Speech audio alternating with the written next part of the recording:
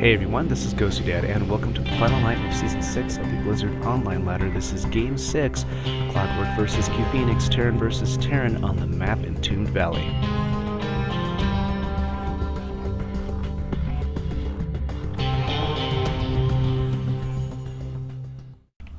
Hey everyone, this is GosuDad, and welcome to Entombed Valley, and a very interesting Terran vs. Terran. So this is Clockwork playing Terran in the red in the upper right hand corner of Entombed Valley, and in the upper left hand corner is myself playing Terran in the blue. So Terran versus Terran mirror matchup for a player map. So the key thing that we're going to be looking for here, of course, is the differences between the two strategies, blue player and red player.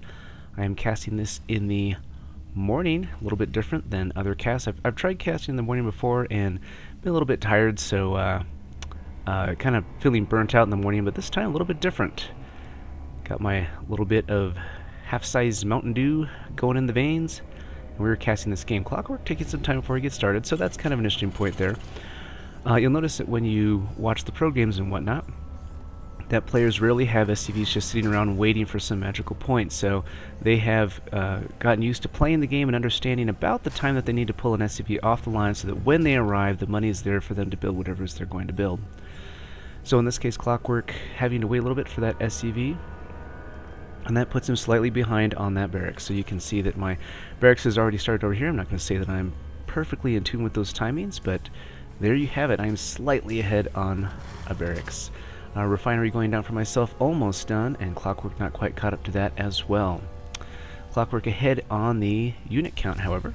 I'm guessing that's because he was keeping... Actually, I don't know why that is. That's kind of interesting. That could be why his barracks was delayed, is that Clockwork didn't delay on his SCV, and that's one of the disadvantages of going for quick barracks or quick refineries. That's an interesting choice by myself, is that you may end up delaying your SCVs, and that's a term they commonly call cutting SCVs, using the insert and delete keys to check out these entrance ramps. Ever since that fateful show match with Quail Gang, excuse me, I've been looking for that. Alright, so now that's an interesting thing right there. You see Clockwork basically swapping SCVs back and forth. Ladies and gentlemen, believe it or not, SCVs do not get tired, so there's no reason to do that. You can just keep the same SCV up here building away. Clockwork keeping up on the supply count, ahead in workers. So it'll be interesting to see if Clockwork is able to keep ahead on that worker count. I did try to cast this game earlier before and was, again, that was yesterday morning and pretty tired there. So I'll be trying to comment on a lot more things this time around. So orbital command going down for both players. Oh no, look at that. I'm so terrible at this game. Oh, okay, orbital command starting. Thank you very much, CuePhoenix, for starting that off. So a factory going down for myself, that explains the early gas. I'm going to be doing a gas heavy build here, and you're like, well, if you casted this game before, then why didn't you know that? One interesting thing that you guys may not see is that I am casting on a 40-inch TV, and I'm sitting about 2 feet from it, so I can actually see the little paw prints on these supply depots that I pointed out to my kids yesterday. Alright, we got a bunch of Marines hanging out at the front of CuePhoenix's base, and really nothing at Clockwork's base. Although the army supplies are very similar. Let's check out. I may have a couple of Marines or something that are hanging out somewhere. Huh, interesting. An SCV hiding over here. Suspect that he was chased out and then the supply depot came up, or he's returning from my base on the blue side, and the supply depot was up. So that's a waste of an SCV. He could be doing lots of things inside. So Clockwork building up to 3 barracks and not researching any tech yet. Should be seeing that. Well, he's got lots of gas. I don't know why he didn't go ahead and start that. So another thing you can do here, especially in this early, in this early game, is to really plan out how to maximize the use of your gas and your minerals, especially in the early game. There are some advantages that you can get in the very early game by having very tight timings like that. Interesting. So Clockwork saving up all those minerals for an early expansion, much earlier than myself, who's going straight into a 1-1-1 build. Bunch of Marines just hanging out front, not doing any good there, not exerting map control, not checking out vision from the Zelnaga Tower. Those are all things that you should probably do with your early units, just to look out for that early aggression. Now it looks like Clockwork is going for a Reaper build. I see 3 tech labs going down and a bunch of Reapers being made already. So that will be interesting to see how well that goes. That could be why he was saving up all that gas. He's going to be using gas very quickly off those 3, but I still think that's not enough to completely consume all of his gas from 2 sets of refineries with 2 workers on one, 3 workers on the other, starting to build up energy and put down a mule sometime, maybe not. Alright, let's try to watch these Reapers as they go across the map.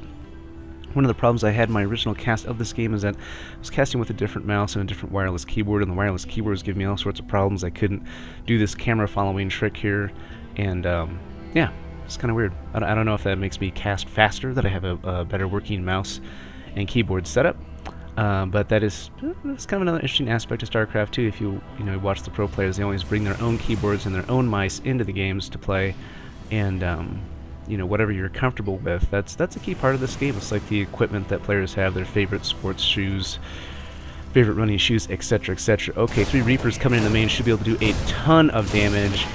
Again, not counting SCV kills, it's probably a good thing to learn how to do, but my Banshee coming out and chasing this Reaper array, he's going to be able to see a good chunk of the map, and he may be able to survive out the front of the map as well. So I think Clockwork got really good vision over everything that's going on inside the base, and although being your wonderful Silver Bronze League player, there's not a lot necessarily going on my base.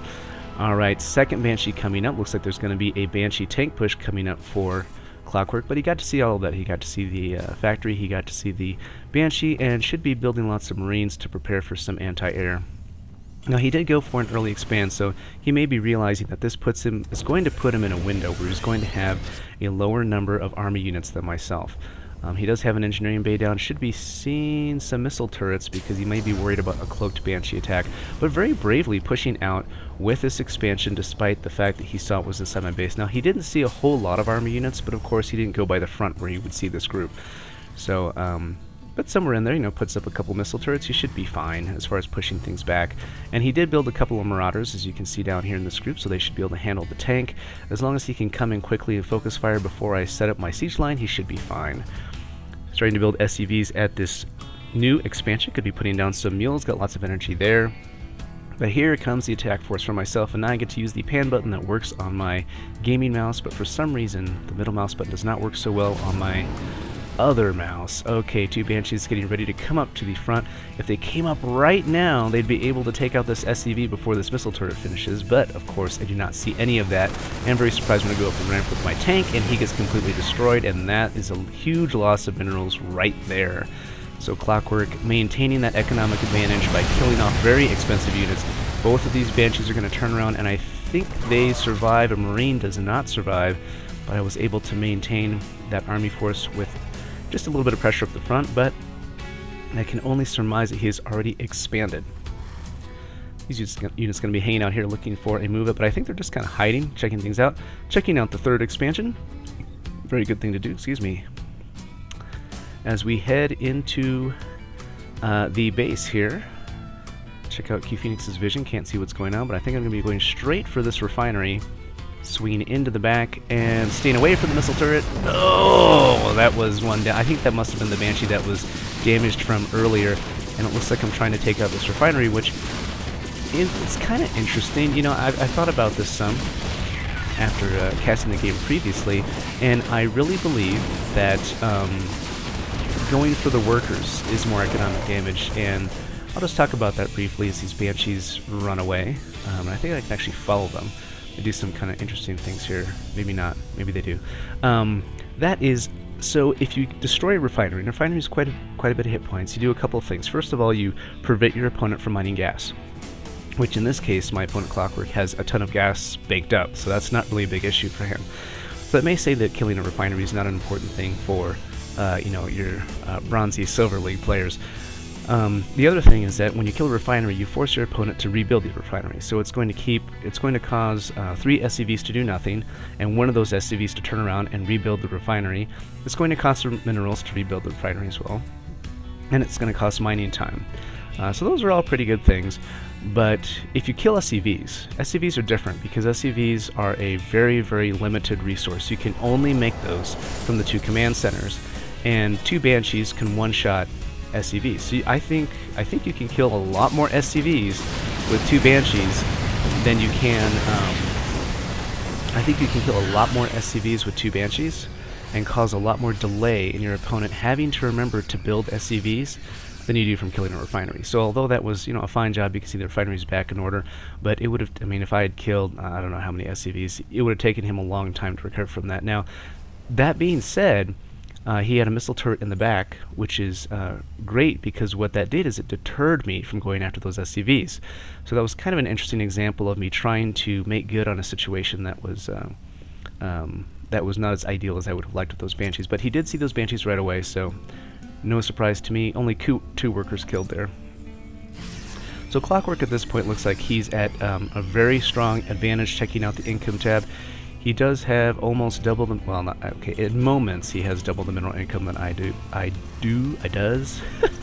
But I have expanded here, finally, and starting to build that command center. So starting to get back into the economic game, and he is up ahead on the army count by a significant amount. Although that significant amount is in workers, not in army. So I guess that's why he may have felt that he was in the defensive posture, and I may have felt that I was in defensive posture as well. These units hanging out at the Zelnonka Tower. And before I cough, I'm going to attempt to mute. And I was successful. Look at that. So here's some differences in those strategies. So you saw Clockwork did that early expand that gives him an economic advantage, and he really needs to have the production structures to make use of that economic advantage. We're not really seeing that. We see 3 barracks, 1 starport, no factory, factory's not being used, and another barracks down here. That's enough production to support maybe one base's worth of income. So he's not, even though he has a higher income, he's just going to bank a lot of resources instead. A little bit of a Viking battle here, and Clockwork trying to head in with a Marine army plus a couple of Vikings. Now that'll be good if he can reduce my air coverage, because if I just had like this one Viking, then my tanks will not be able to shoot at their maximum range. So that is good. But if he just, I mean, he saw that I brought in a tank earlier, this group is going to be very weak to tanks, and I'm not sure even why he brought these SCVs.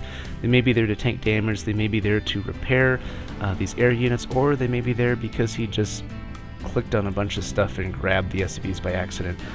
But what we're seeing here is a kind of 2 different styles of Terran. You've got this Marine Marauder medevac style versus tanks, and unless he does a lot of multitasking and a lot of multi-pronged attacks, he's going to have a lot of trouble with this. So that was kind of an interesting strategy. He elevated in a small group to the bottom, and that drew the fire of these 2 tanks, and then he tried to come up on the other side with a group to kill those tanks, and you can see he did that very well. Those 2 tanks were gone, but these 2 tanks over here had full access to this entrance ramp, and so they were able to kill his units in mass very quickly. Now, in the short battle going down here, a bunch of Marines versus a factory, and I'll give you one guess who loses that battle.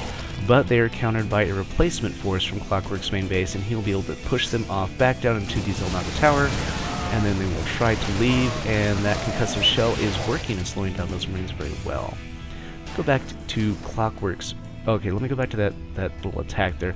So as you saw there, the tanks, this is one of the interesting things about this map on Entombed Valley, is that you've got your natural on one side, and then over here past these destructible rocks you have your third. Now the interesting point, of course, is that you can put tanks in the middle, and the tanks can cover both entrance ramps. So if you're able to keep your opponent outside of your base, as I'm zooming around on the pan, not knowing what I'm doing here, you can see that these tanks cover all the way down to the bottom of the entrance ramps, and so your opponent will not have vision to the high ground. So that means that your opponent will have to race up these large entrance ramps to gain vision to hit the tanks, and will be encountering area of effect long-range fire from these tanks the entire time. Now, Clockwork taking a very different strategy to defending his base. Again, if you remember, he was focusing mainly on barracks units and building lots of barracks. He's up to 4 right now, just 1 starport, a naked starport, and going for 3 more barracks. So he's going full tilt in the infantry direction. So he's deciding to defend his 2 entrance ramp with these command centers, which he will turn into planetary defenses, or planetary defense, planetary command, something like that. So I'm not really sure that there's any advantage in him doing this. This is a lot of money, a lot of resources. 400 minerals for the command center. I think, was it 150 for the planetary, and some gas, I believe.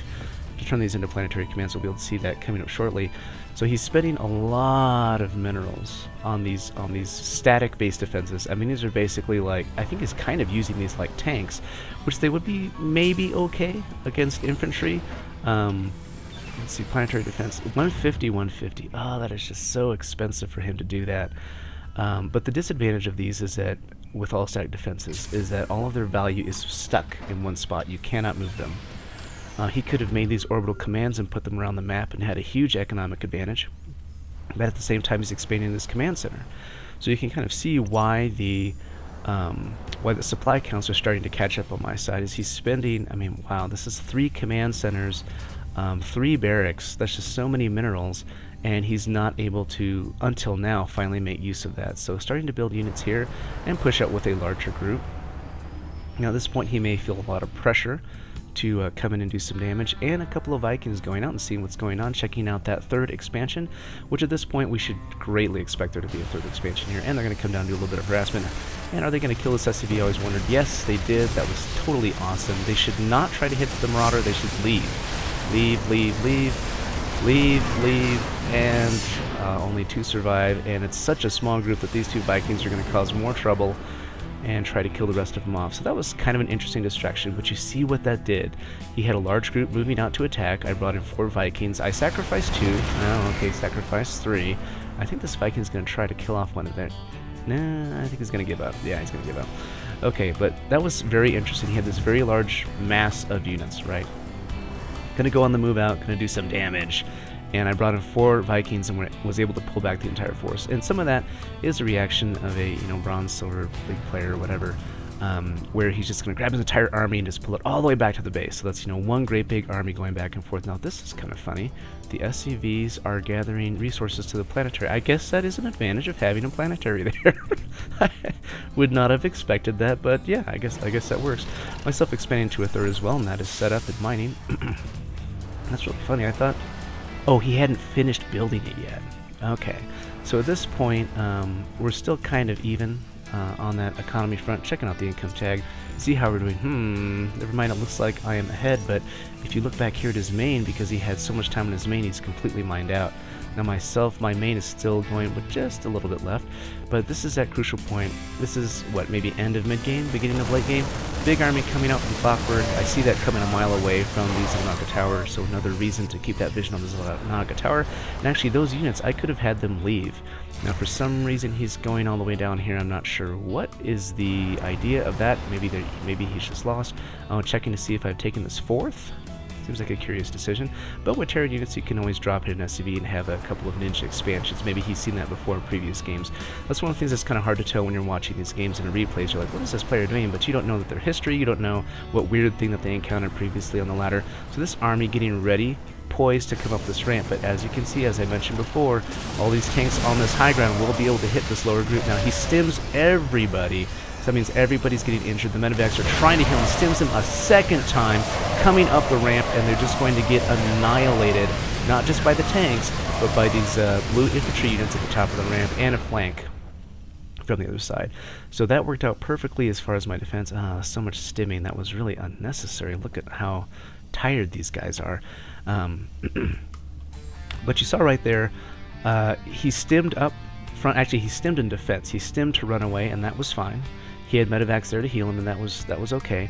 And actually, out here in this open ground, it's just infantry to infantry army, right? I don't have the cover, the support of these tanks. But when he tried to come up this 2nd ramp, what he encountered was just a few infantry units to hold him back. And the longer that he is held back, the longer that he's encountering fire from multiple tanks. I think I had 2 tanks up here, so there are 4 tanks hitting this area right here. That's just a bad situation. As soon as you get hit by that 1st round, you need to pull back. And because he didn't, he took a huge army hit. Now, he does have quite a bit of production structures, so he should be able to rebuild that fairly quickly. But now I'm ahead by, wow, that's what, 70 supply on the army side. He's got a fully overly saturated, I mean, you can see the SCVs are just dancing around looking for places to mine from. An overly saturated 3rd base here. So now we're looking at an income of 2 now, and an income of 2 as well on my side as well. It looks like I don't have as many SCVs. That's because the rest of them are hanging out here and having a good time, doing a little barbecue, a little bit of R&R, but that is not important. Now Clockwork is spanning out to a 4th, which is really more like a 3rd because he's completely mined out in his main. In fact, that's an interesting statement there. He could actually be taking this guy and moving him somewhere else. In fact, it looks like, look at that, he's building SCVs and pointing them somewhere else. So SCV's trying to mine from here, which is extremely risky because if you look just slightly to the left, my army, the leftovers of my defense, is right there. They could just stim in and take that out if they knew that was there, but since I didn't have any scouting units to know that it's there, I'm not sure that I do know that it is there. But a very bold, risky move by him. I would expect him to expand away from his opponent in this position, but you know, he's got this planetary and that offers a lot of defense. Kind of being slightly sarcastic there. But trying to put down a couple of missile turrets and refineries, I'm not sure why there's so many other places he could expand to that seems just like such a curious decision. And this refinery going to be hit by this tank all the way over here, which is definitely in range of that refinery, and that SCV dies along with it. Not even sure if he was trying to hit the refinery or the SCV, but that area of effect damage to kill both.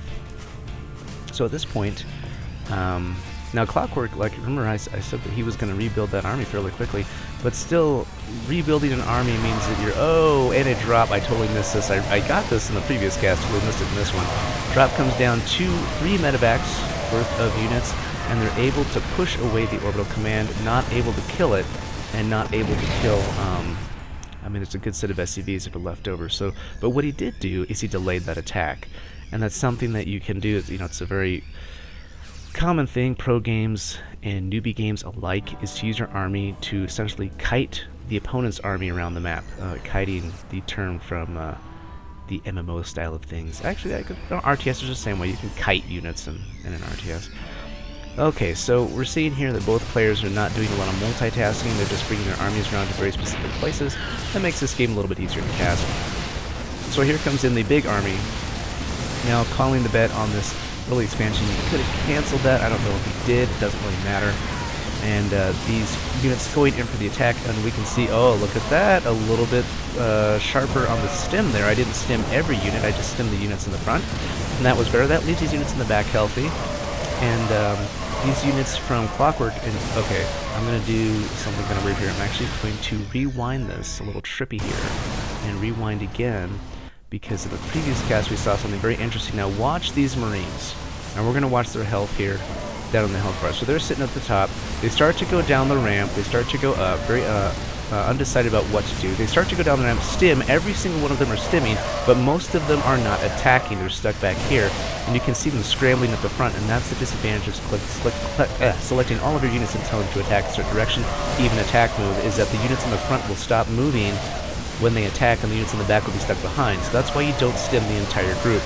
Or you move the group in closer. Instead of attack move, you say move closer to the army, and then say attack move, so that more of your units can be in that attacking force where they're actually using their weapons. Now multiple stims on these Marines is going to hurt them because they've been damaged multiple times, but you can see on my side his defenses have done some damage. Most of the Marines are dead. All that's left are the Marauders, who have a lot of hit points that can stim a lot more often. But of course in this particular case the Marauders are very good at kill buildings with their damage bonus to armored things, which include buildings. So these Marauders will be able to clean up this third expansion, and the replacement army coming from my main base is going to put pressure on this second ramp. And having his production structures out here in the middle of nowhere without any defenses makes them very prone to attack. This command center going to be able to get away, and this Barrack's going to be able to get away as well, but at this point it is GG for Clockwork, as he has nothing left in his army except for a bunch of SCVs, which look like they're going to try to defend this guy. Oh, and a few little bit of Marines there, and not sure what happened there. It looks like all the SCVs stopped moving. They've been accidentally put on hold position. So there was an interesting example. Excuse me, let me mute here. One of the disadvantages of casting in the morning is you have kind of a froggy voice going on here.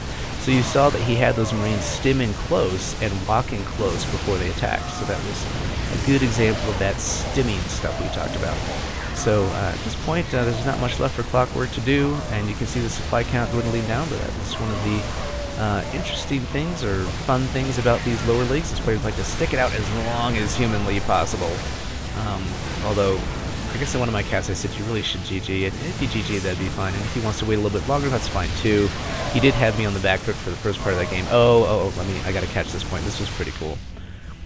So we're coming into the base, and he doesn't have very many workers left. And SCV's trying to repair this bunker very desperately. and once the fire from all the attacking units is going to come down, and we see a whole ton of mules coming down. And I'm not sure, in my first cast I don't think, well, they're not man-ar mules because he's losing. I'm not sure what those were for. If that was just kind of stalling me on winning there. And there's GG, you too. And that marks the end of the first game of my 4-game set on the last night of Season 6 of the online ladder. So played 4 games after midnight, I think it was. And he left the game, I think I was not quite ending the game there, but let's jump into that post-game. So that was kind of an interesting game. I got to talk a lot about barracks units, got to talk a lot about STEM, and got to talk a lot about that tank-infantry combination. And you can see where Clockwork had an advantage at the beginning of the game, an economic advantage, and because he didn't take advantage of it, or he didn't, you know, yeah, I guess take advantage of it, there was a moment where I had a chance to catch up by going for a more tech-heavy build focused on tanks. And normally that wouldn't necessarily be such a big deal, except that he brought all of his infantry in to attack the tanks, and that gave him an army disadvantage that he had to catch up in. And in that case, you know, as the Terran armies approach, as your mirror match armies approach the 200 count, you're going to find that you're going to bring your 2 armies together. They're going to be about the same size, but it's the player who has more production, the player who has more unit building structures that's going to rebound from that massive battle. And if you wait till the 20-minute mark or so, even a super lower league, bronze league player will get to max army and you won't have that fight. But the differences between the talented players is how well they can regenerate that army, or in this case, attack through multiple fronts at once, be able to jump between control on the screen. So you can see me jumping back and forth a little bit here, but of course I'm very low league myself, so I can only jump around so much. But that was a good game, so you can check me out at my channel, youtube.com/GosuDad, GosuDad.blogspot.com, as well as my Twitter at GosuDad. And stay tuned for the last 3 games of Season 6, and we'll see you guys later.